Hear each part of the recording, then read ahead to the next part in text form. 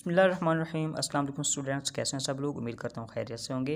Last time हमने बात की थी कि सेंटेंसेस क्या होते हैं और उसके हमारे पास पार्ट्स क्या होते हैं। आज हम लोग बात करने वाले हैं कि हमने उर्दू से इंग्लिश में किस तरह सेंटेंस को तब्दील करना होता है, उसका तरीक़ाकार क्या होता है और उसका कंप्लीट मेथड क्या होता है।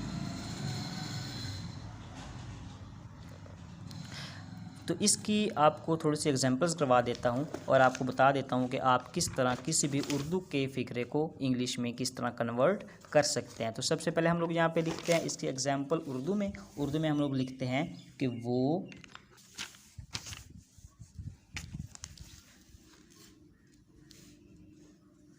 किताब पढ़ रहा है।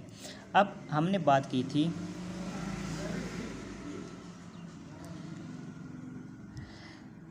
बात की थी कि हमारे पास जो एक सेंटेंस होता है उसके 3 पार्ट्स होते हैं। सबसे पहला इसका क्या पार्ट होता है, सब्जेक्ट होता है, दूसरे नंबर पे वर्ब होता है और थर्ड नंबर पे हमारा क्या होता है जी, ऑब्जेक्ट होता है। ठीक है, तो सब्जेक्ट के बारे में हमने बात की थी कि वो हमारा कोई भी नाउन या प्रोनाउन हो सकता है। सब्जेक्ट हमारा कोई भी नाउन या प्रोनाउन हो सकता है, मतलब कोई भी ऐसा इंसान, ठीक है, या कोई भी ऐसा जानवर जो कोई काम कर रहा होता है। अब ये नाउन या प्रोनाउन दोनों चीज़ों में आ जाते हैं। ये हमारे पास इंसान भी हो सकते हैं और जानवर वगैरह भी हो सकते हैं। अब इसके बाद हमने बात की थी कि वर्ब हमारे पास क्या हो रहा है, मतलब कौन सा काम हो रहा है, यहाँ पे वो क्या कर रहा है, पढ़ रहा है। ठीक है, जिस तरह हम इसके अलावा कोई बात कर लेते हैं कि बच्चे खेल रहे हैं, इसमें अब क्या हो रहा है काम कि बच्चे खेल रहे हैं। ठीक है जी। अब इसके बाद हमने पढ़ा था इसका ऑब्जेक्ट क्या था, जिस चीज़ के ऊपर काम हो रहा हो। ठीक है, अब इसमें जो किताब है वो क्या है, इसमें ऑब्जेक्ट है। तो इसकी हम लोग पहले तरतीब लिख लेते हैं। सबसे पहले हमारे पास होता है सब्जेक्ट, उसके बाद हमारे पास क्या आता है, वर्ब, और इसके बाद हमारा क्या आता है जी, ऑब्जेक्ट। ये उनकी शॉर्ट फॉर्म है, S+V+O। ठीक है, S फॉर सब्जेक्ट, ठीक है, V फॉर वर्ब और O फॉर ऑब्जेक्ट। अब हम लोग इसको इंग्लिश में कन्वर्ट करते हैं, तो इंग्लिश में हम इसको कैसे कन्वर्ट करेंगे, सबसे पहले तरतीब के साथ लिखेंगे सब्जेक्ट में हमारे पास क्या है, यहाँ पे वो। ठीक है, यहाँ पे प्रोनाउन इस्तेमाल हो रहा है, या फिर यहाँ पे क्या हमारे पास इस्तेमाल हो सकता है, अली। ठीक है ना, अली यहाँ पे हम लोग लिख सकते हैं। ये अब हमारे पास क्या है, नाउन इस्तेमाल हो रहा है। या फिर यहाँ पे जब हमारे पास वो लिखा हुआ है तो ये कहाँ पे क्या इस्तेमाल हो रहा है, यहाँ पे हमारे पास प्रोनाउन इस्तेमाल हो रहा है।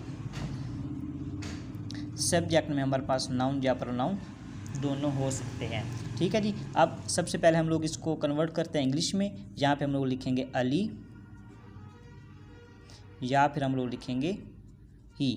ठीक है, यहाँ पे हमने लिखा ना अली और इसके बाद हमने लिखा वो, अब वो के लिए ही इस्तेमाल कर दिया। ठीक है, अब दोनों हो सकते हैं, ये ज़रूरी नहीं है कि यहाँ पे हमारे पास अली आ रहा हो या कोई भी आ रहा हो, कोई भी नेम हो सकता है, या फिर हमारे पास प्रोनाउन वगैरह इस्तेमाल हो सकता है। ठीक है, उसके बाद हमने बात किया कि यहाँ पे हमारे पास वर्ब आना चाहिए। वर्ब हमारे पास क्या है, पढ़ रहा है। ठीक है जी। अब हम लोग बात करते हैं इज़ रीडिंग, क्या चीज़ पढ़ रहा है जी, ऑब्जेक्ट आ